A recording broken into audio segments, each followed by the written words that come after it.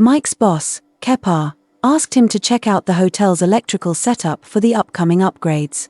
Meanwhile, Kepar was tied up in a meeting with the hotel bigwigs. Mike, wanting a break from the tedious work, strolled around the pool area, always keeping an eye out for any interesting sights. That's when he spotted a middle-aged woman named Lonnie, recognizable by her vibrant afro hair, deep in conversation with a man who was clearly a few years younger than her. They were huddled together on lounge chairs, and the man's hand was resting casually on Lonnie's knee. His elbow, however, was in constant contact with her chest, and not just any part of it, but the part that was generously formed and on full display. Mike quickly moved away from the scene, his mind racing, and didn't relax until he was well out of sight of the pool. He weighed his options for a mere 20 seconds. He knew what he had to do. The path was clear. Mike pulled out his phone and sent a quick text to Kepar. Then, he made his way back to the pool, trying to be as unnoticeable as possible. He found a spot under the shade of a balcony, phone in hand and camera ready. He counted to 25, slowly, and then started filming the couple. Lonnie, now, was lying back on her chair, her top unbuttoned, as the younger man carefully applied sunscreen to her back. He was paying close attention to the exposed area of her susus that were on full display. He'd only been filming for a few seconds when a very angry man stormed onto the scene. He grabbed the man's hair and yanked his head back ruthlessly. The man's chin and throat were exposed. A loud thwack filled the air as the angry man's fist met his jaw. A second blow followed, landing on the man's chin. The man who had been attending to Lonnie was now on the deck, making awful retching sounds. Blood was pouring from his mouth, staining the pool deck. It had all happened so fast that Lonnie barely had time to react. The angry man stood over her, fist clenched. He then grabbed her by the hair. Kepar, she managed to yell before he yanked her to her feet. Mike was still filming, capturing the scene as Lonnie's susus bounced freely. "You fucking Parmuk," the angry man, Kepar, yelled, glaring at his wife, Lonnie's horrified face, and then down at her exposed susus. He almost lost control, but he managed to stop himself, pushing her into the pool.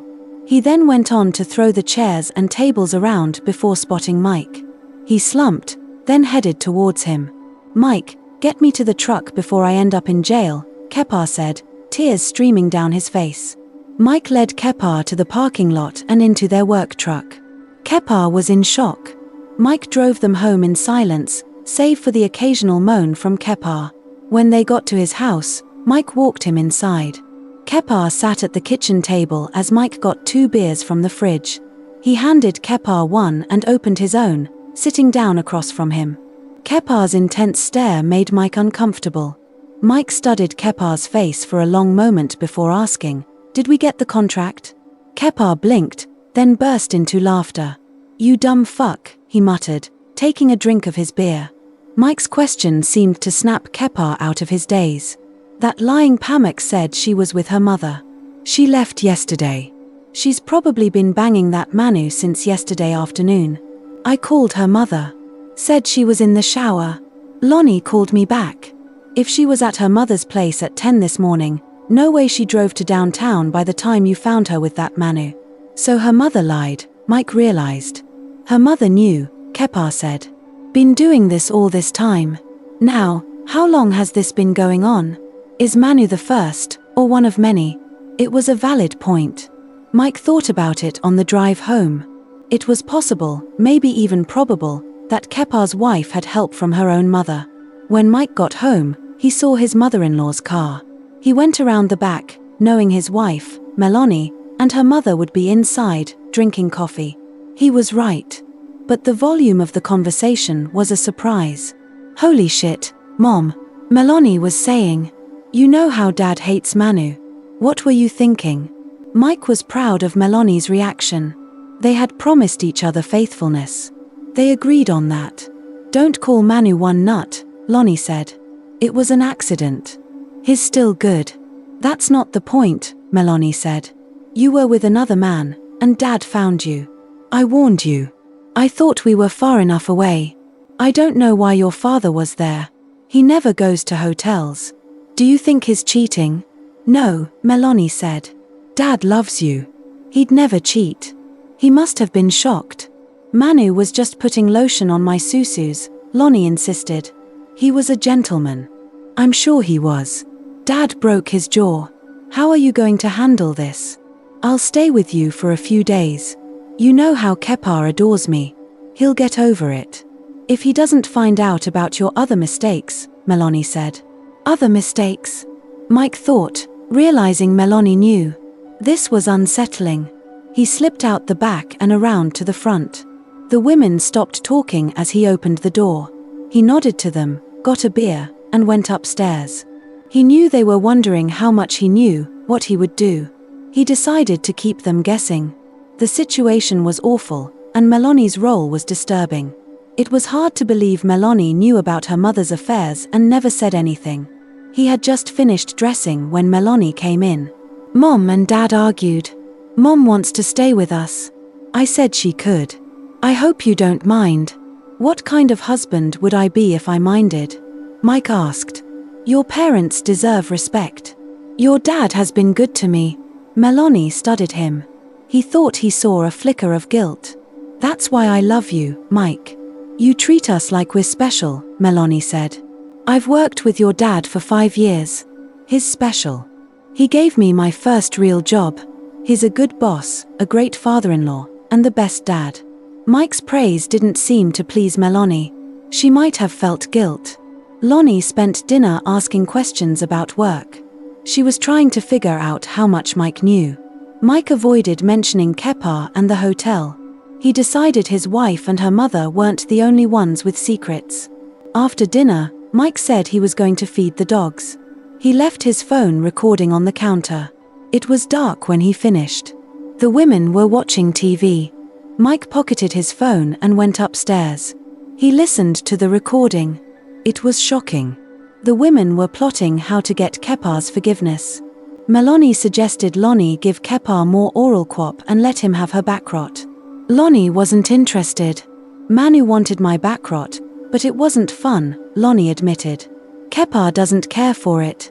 Who knew one nut had a big DY? Melanie joked. I heard rumors, Lonnie revealed. Aroha told Tiana about it. Grandma told you? I'm surprised she didn't try it when Grandpa was fishing. You're waggling your eyes. Don't tell me one nut bin brookim boo boo mummy. She's like 62 or something, Melanie said in amazement.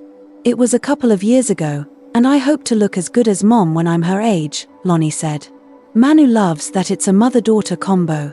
He even wanted me to ask if he could go for the hat trick with you. Are you kidding?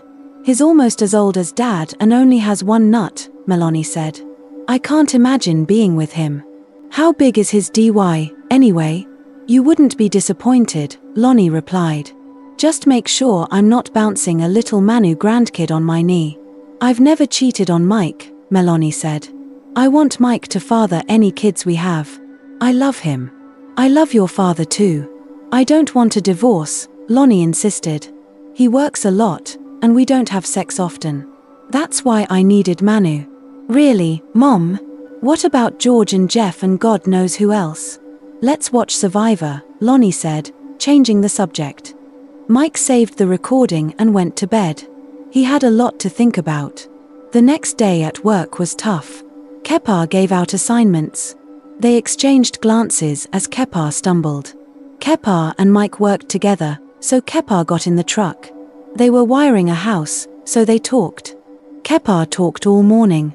It was cathartic, but it made Mike's mind even more jumbled. He was having trouble reconciling what he'd heard with the future he envisioned. Would Melanie become a wandering wife? Could he keep her faithful? Was it worth the risk of a failed marriage, or living as a cuckold? Lonnie called me, Kepar said. She wants to apologize. She calls the Khan face Bentley. She said it was the only time she cheated. I asked how long her mother's been covering for her, Kepar said. She stuttered. We exchanged words, and I hung up. Mike didn't know whether to tell Kepar. He decided not to. Take your time, Kepar, Mike said. Find out what's going on. I suggest you consider all the ramifications of your decision. I feel bad for you, Mike. You're married to my daughter but work with me, so you're in the middle. If it weren't for having Melanie, My married life would be a sham. Mike was still undecided when he got home. Melanie and her mother were all over him. Dad said you told him Mom was at the pool with Manu, Melanie said. What kind of conman destroys his wife's parents' marriage? What should I have done? Mike asked. You could have told me Kepa was nearby and to get the hell out of the pool area, Lonnie said. That would have been the gentlemanly thing to do. I was afraid you'd lose the pleasure of one nut massaging your susus in public. It isn't my fault you were lying to Kepa, or that you saw him a one-balled wonder, or that your susus were seen by many, or that Kepa cold-cocked the cocky bastard, Mike retorted. You heard about Grandma lying to Kepa? Melanie asked. This just keeps getting worse. You knew about your mother and grandmother being Pamaks, yet you lied to help them, Mike stated. Now you're pissed because your mother let a lowlife play with her susus in public. He saw the worry in Melanie's face. I've never cheated on you, she said. I'm not like Mom and Grandma. Did George and Jeff have big DY too, or were they just persuasive? Mike blurted. Melanie, did you tell Mike about George and Jeff? Lonnie demanded. Oh, no. Lonnie wailed. Did you tell Kepa about George and Jeff? What about Bill? Not yet, Mike replied with a smile. The next day, Mike told Kepa everything. Kepa was furious, then depressed. I'm getting a divorce, he said. I wouldn't try to stop you, Mike said. We could use the same lawyer. But Melanie said she's never cheated, Kepa argued. I wouldn't try to stop you, Mike said. You're the one who helped me make up my mind, Kepa. I don't want to waste my life. I have no trust left for your daughter, he said. 4 years later, Mike took his wife, Amber, out for their anniversary. Their daughter, Aloe, was 6 months old. He got a room at a Hilton. He had dinner reservations and wanted to show his wife how much he loved her. He'd asked for a secluded table. After ordering, Amber sat up straight and stared at the entrance. Isn't that your ex-wife? She asked. She's still beautiful. I heard she remarried. He's the same age as Melanie, Mike said. Well, he looks old, Amber said. That's not her husband. That guy only has one ball, Mike said. I made the right decision. Being with you and seeing Melanie now fills me with joy. What does her husband look like? Amber asked.